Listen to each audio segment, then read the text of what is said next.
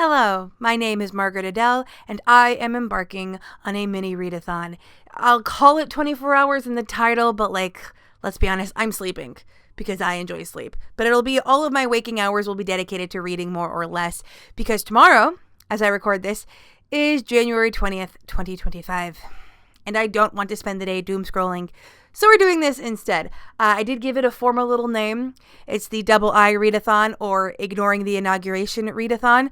Not necessarily that I've ever watched a presidential inauguration, but more I need something to keep me off my phone so I don't listen or watch other people talking about it. I will only be allowed to get on Blue Sky when I am giving an update in my pre-made thread, and I will only be allowed to interact with people in that thread. We are keeping our peace. We are choosing peace. But what am I choosing to read? I do have a loose TBR here. Only a couple of them I'm really set on. I really hope that I don't have to pick new books because I've been having problems picking. Not that it's a bad thing. I don't want to go back to the TBR game. But I still haven't gotten used to picking books without a TBR game. Or a readathon. But I definitely want to finish Deadly Game by Christine Feehan. This is the 5th book in the Ghostwalker series, which is, it's called paranormal romance, but it really leans more sci-fi romance because it's all about mutations, and at least in one point in every book, someone will go on a very long science tangents about their mutations and genetics and stuff. So I call it sci-fi romance. But this is all about men and women that have been experimented on. They were born with psychic powers, and this dude either forced or conned them into getting them turned up, and now they all have to deal with the fallout, and they're all falling in love with each other while also trying to battle the organization that made them and wants to control them. Good schlocky fun. I always fly through these really quickly, and that's a good thing because this series is super long. Very long. I think this alone takes up a fourth of the books I have to read. Not a fourth. No, less than that. More like in sixth maybe of the books I have to read to get caught up on all my series. But speaking of getting caught up on series, the next one I wanted to get to is Spy X Family Volume 9. I'm kind of bummed to read this though because it's the last copy in the series that I own. And with the very, very small book buying budget I'm working with, it probably will be a while until I can get another one of these because a single copy would take up a third of my book buying budget, and I can't afford that when I want to read a lot. So, fingers crossed family comes through on those gift cards for my birthday. But regardless, this series is all about a spy who has to take on a fake family to help with his mission. He finds both a child and a woman to pretend to be his family. However, the woman he found is secretly an assassin for good. She's secretly killing the bad guys. And the child he found is a telepath. And the telepath is the only one that knows all of their secrets. Everyone else thinks that everyone else is a normal person. And it's really fun. It's over-the-top humor. It's action comedy. Really gory, unexpectedly. I know there's an anime, and at some point I do want to watch it, but I want to read all these first. But of course, now that's going to take me a while. I'll be bummed when I have no more of those that I can read and have to wait. But also, I'm going to be listening to the audiobook of The Wizard of Oz from LibriVox. If you didn't know, LibriVox is a service that offers free audiobooks for all books outside of copyright. So it's great to work through classics and that kind of thing. And the audiobook for The Wizard of Oz is super short. It's 4 hours full length. And so at the rate I listen to books, it'll probably be somewhere around 2.5 to 3, which is just enough time to clean up the kitchen and do some stuff because cleaning is my stress reliever. And then also, I loosely planning on reading Heal the Beast by Philip Scott. I got an arc of this from NetGalley, and for some reason, I'm super hyped for it. This is the history of veterinary medicine, but it's told in a more relaxed style. It's meant for the common person. It's not like a vet textbook, but I'm really curious. What was vet medicine like in the Middle Ages or ancient times? How did they feel about healing animals? I'm really invested in that for some reason. I don't know why. I don't even have pets, but that's my loose TBR for right now. If I do have to pick other books, I don't necessarily have a lot of choice. My TBR is under 20 right now. Humble brag. But that also means that if I'm not feeling one of those books, I'll probably end up scrolling through Libby to find something else. So here's hoping that those will get me through the day. And with nothing else to say, I will see you tomorrow morning. Good morning. It's just after 9. I woke up at my usual time for work because sleep schedules are important, but instead of getting up, I just laid in bed and read another 50 or 60 pages of Deadly Game by Christine Feehan. And it's really funny because in that 50 or 60 pages, 2 separate buildings exploded in 2 separate scenes.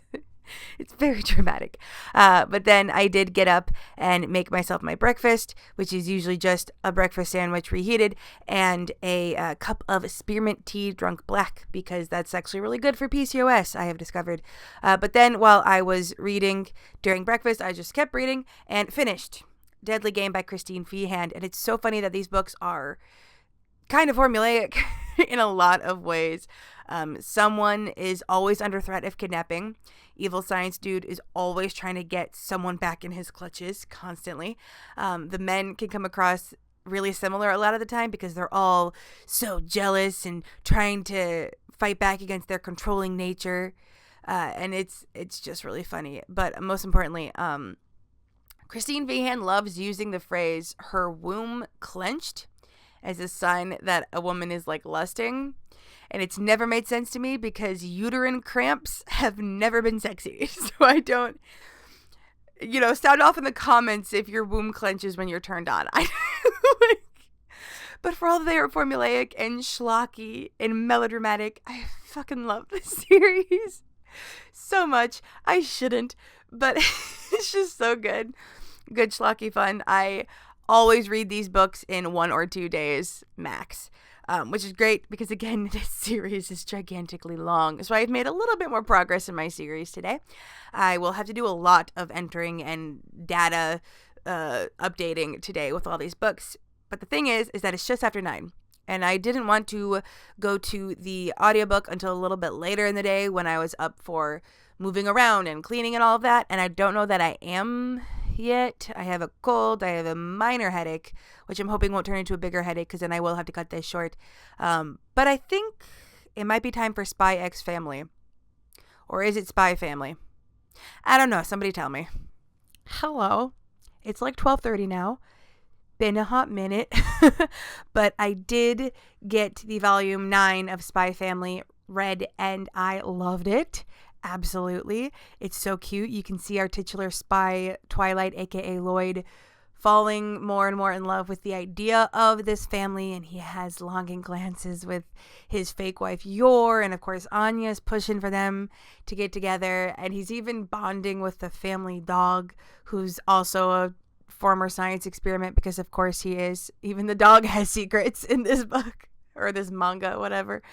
I loved it, and I'm so bummed that I'm going to have to wait so long before I can get future installments because they're going to take up so much of my book buying budget for relatively way little time read. So I'll put that on hold for now. After I did that, I realized that I was actually really far behind in my data entry for my books. So I took a little bit to get everything caught up. And then I was feeling antsy, so it's like, okay, time for the workout. But I don't work out to audiobooks because they don't tend to be like high enough energy for me to keep pace. So instead, I just watched my YouTube like usual. And then when I went to take a shower, we discovered that the same problems with cold water that our washer is having, our shower is also having. And we're praying that no pipes will get frozen to bursting, if that's what it is. When it rains, it pours. But regardless, I am also switching my audiobook because I realized, well, remembered, I already knew it, that The Wizard of Oz is the first in a series, a fairly long series. Now, they're children's books, right? So it should be quick to get through them each. But I've already made so much progress in my series. I don't want to add another long one right now, at least not one that's like where all the books are already published. Although that might be one I do in the future when I'm hitting my book budget too fast on the months. So that'll be a series I can work through for free because I believe they're all outside the realm of copyright. So that should be good. But for now, I am going to listen to The Strange Case of Dr. Jekyll and Mr. Hyde by Robert Louis Stevenson. Really hope I got that right. It's also really short. I didn't realize it's, such a cultural mainstay, but the actual book is tiny. Like the audiobook is like 3 hours. I'm not going to have enough time to do everything I want to do by the time it's done. But I've apparently just been in the mood for the more like dramatic, angsty stuff recently because like we had explosions in Deadly Game. This book begins with a ship about to be bombed. Like, apparently I'm just in the mood for the more gravitas and dramatic stuff. So we'll go with that. And hopefully I'll have time and wherewithal to want to do other stuff after that because I really would like to get a little bit more read, even though I'm already crushing it. My owned TBR is currently 14 books. Now I do have some review requests waiting for me to look at, and I am waiting on pins and needles for the judging to open for the Indie Ink Awards because I've just been clicking that button, seeing if it's open yet, and I want to hit the ground running for that. So I shouldn't have that small of a TBR for too much longer, but it's never going to get very big. I'm never going to be in the hundreds again. That's my goal for myself. I never want to get back there, even if a small TBR has its own challenges. Okay, so I was cleaning, and then I was playing games on my iPad, and I was going to listen to the audiobook all the way through because it's so short, right? But I just got the announcement that the Indie Ink Awards are open for reading, and each book only gets like 3 judges, so I want to start early to get one that I really want. So like, distraction, let's find a new read. Oh, and we got the washer and shower both working again. We are back, turning this day around. Okay, so I did finish Jekyll and Hyde, and I have thoughts, but first we're going to talk about the Indie Ink Awards because I checked on the Discord server and judges are allowed to talk about what they reserved and what they're reading. We just can't reveal scores, which is fine because I haven't even started these books yet. So I first reserved, that's the formal word for it, reserved a copy of Celestially Yours by Al Hess. This is not the first book I've read from this author, but I have not read this one. You cannot reread a book you've already read before. So God's speed to everyone that's going to get to read The Flowered Blade by Taylor Hubbard for the first time. That's a good one. I was so sad to scroll past it. But regardless, this is about a guy that entered into a resurrection program for when you die. And while he was like in the waiting period to be revived, he like became buddies with the AI that lives in that portion of the not universe. And then when he comes back to life, apparently it's not all it's cracked up to be. He's still kind of not feeling it. But then suddenly the AI keeps popping up in his life, which is really funny because this isn't even the first time this author has pulled this kind of plot. Because Mazarin Blues, which is one of the other books I read by them, also dealt with a character having a more intimate relationship with an AI. So I think, Al Hess just has a vibe. And we can expect more of that. But then I also reserved A Bone in His Teeth by Kellen Graves. I have seen so much of Kellen Graves on my social media from back on Twitter and still now on Blue Sky. And I keep seeing it and I keep getting like intrigued by the idea. But then I like just don't buy it when I see it on. To be fair, a lot of when I saw their work was when I was in the middle of my 0 TBR challenge. So like that's part of the reason why. But this is essentially about a guy who's trying to track down his missing mother, and he comes to the town that she told him to go to, but she's not there. So he takes up a job as a lighthouse keeper. And while he's there, feelings with sirens. Thank you. I've wanted it. Both of these books have themes of trans or non-binary characters because that's just what I've been like vibing with recently. Like one of my first review books of this entire year was a trans anthology. That's just apparently where I'm at the moment. So I'm really excited for these two, but I'm not going to read them for this vlog only because I don't really want to like push myself and give them a poor score because of it. Like the fact that my decisions could decide whether or not they get an award, like I'm not going to shove it into a 24-hour readathon, like how I don't do the review books I get directly from authors into a readathon. NetGalley is something different because they have so much more access and stuff, and I'm a much more of a drop in a bucket for them. So like if I kind of like fuck things up a little bit, I don't feel as bad. Whereas for Indie Ink Awards and some of these indie authors, I might be one of the only reviewers or judges they have in that moment. So like my say-so matters a whole lot more because I'm just so important. But we won't do that. But let's talk about the book I did just finish. Because, again, I have thoughts. So, The Strange Case of Dr. Jekyll and Mr. Hyde by Robert Louis Stevenson is a strange one because I thought I understood the story really well. I watched the musical for the high school when I was fairly little. Honestly, probably too little to be watching it. No, I was like middle school. It's fine. But I didn't realize that the original book was set up a lot differently because everyone nowadays knows that the whole deal is Dr. Jekyll performed a science experiment on himself trying to separate out the good and the bad in a person, and he accidentally creates Mr. Edward Hyde, who is awful and does all these awful things, and essentially it's him falling more and more down into that vice. The thing is, what I just told you, that is so common knowledge these days, is technically a spoiler. Because in the original novel, it isn't even a novel, it's like a novella. It's like 120 pages, my copy was. I think I saw other copies of like 140. It's teeny. That doesn't get revealed until the end. The actual story is Dr. Jekyll's friend and lawyer essentially realizing something's wrong. He thinks Hyde is this ne'er-do-well that is somehow forcing Dr. Jekyll into a terrible life or something, and you don't find out the actual truth until a letter reveal at the end after Jekyll has died. Well, Jekyll and Hyde have died. And it was just way more boring than I thought it would be, because every other iteration of the story these days, the musical and every other time it's mentioned, that's not a secret, so you see it from Jekyll's point of view. So there's this kind of, you watch him fall into the baser instincts, and there's the kind of fascination of the downturn in morality. But like reading this book, knowing the reveal is kind of whatever. And it's not that knowing the reveal alone ruins it, right? Because I read The Scarlet Pimpernel, another book that has a twist that is now famously well known, but that book was still so much fun, and there was other kinds of tension. Even knowing who the Scarlet Pimpernel was, there was still this element of how's he gonna get out of this one, and his wife and the romantic relationship between them and how it was strained. Like, there was still so much meat on it beyond the reveal.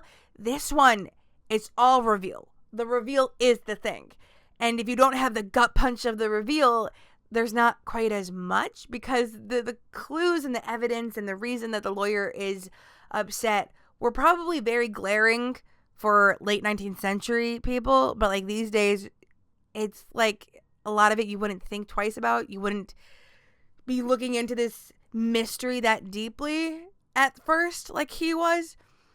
So in general, just not a fan. Oh, also not a fan of this whole idea of the book is super ableist, like super ableist. They keep mentioning that everyone, for some reason, has this like knee-jerk hatred of Hyde upon seeing him. And the phrase they keep repeating is like, it's almost like he has a malformation, but he doesn't. Almost like they're trying to imply that badness equals malformed or disabled. Like, people hate him so much, but he doesn't even have a disability. How can they hate him? Like, okay, definitely a product of its time. I gotta give the author credit for creating the concept that has become so ubiquitous throughout all of modern culture. But this is definitely one of those. Yeah, it was good that he created the idea, but also I'm really glad other people took it and ran with it, because a Jekyll and Hyde story, not from the perspective of Jekyll and or Hyde, just isn't as much fun, and I could do without the ableism. That I was good without. But regardless, I did finish another book. That's good. The problem is I'm just recovering from a pretty big headache because I was hungry. I made myself some popcorn. So I don't necessarily want to jump into another book quite yet, because I don't want to throw myself into a headache further. So I'm going to hang out until dinner, make dinner, eat it. And if that like completely banishes the headache, I might pull out either an audiobook or another physical book, because I do still have some stuff to prep for the work week to do. So pulling out an audiobook while I do that might be nice. Or I'll start Heal the Beast. I don't know. I'll figure it out eventually and tell you. Hello. So fun fact about me, I can crochet by touch. Crochet without looking, and I like to use this little skill to read while I work on a project. So I can set up my iPad on a little stand and lean back and just crochet, and then pause occasionally to swipe through the book. And I did this to read the first 76 pages of Heal the Beasts by Philip Scott, and I am very happy to report that it is as interesting and fun as I was hoping for, because a history of veterinary medicine might not sound immediately like that much fun, but thankfully it's going to all like the fun parts. Like, it definitely knows the kinds of facts that the reader who is not into veterinary medicine would be interested in. And I do like how the formatting of it is, they kind of take these fictionalized, either completely made up people that are a stand-in for people we don't have the names of, or fictionalized version of a historic person we do know really existed, and kind of like runs through a little fictionalized scene of them caring for an animal, and then gives all of the information on why that scene was portrayed that way. So it'll be like, okay, there's this elderly woman caring for a sick puppy. Here's the archaeological evidence about that puppy being buried with these other humans to prove that it was cared for, like that kind of thing. And in general, I can tell that I like it based on how many little facts, little pieces of trivia that I now want to go and tell people. Like the fact that the 17th century person known for coining the term veterinarian, before then they were called a variety of things, but like the first time that the actual term veterinarian was used in reference to animal doctors was coined by a guy who also gave testimony in a witch trial condemning those women to death. So like, fun fact, but also fuck that guy. But in general, I'm just liking the more, I don't want to say like upbeat vibe, because some of this shit is dark. The stuff medieval Europe did quote unquote treat animals, but I do like how it's very aware, and it does bring up that like, oh yeah, this guy that had great leaps forward in animal husbandry, also low-key a misogynist. Like, and it's just this very compassionate understanding of history. Like, they were trying their best. And yeah, chamomile does actually help a little bit, and wine does actually have some antiseptic properties. So it's kind of like yeah, they weren't doing things the best way, but they were doing the best they could type of view of history. And that's like my favorite view of history as someone, wait, let me look here, with degrees in this area. I love this view of history. And of course we have sources, we have footnotes, like not like the most stringent footnotes, but it's fine. It works.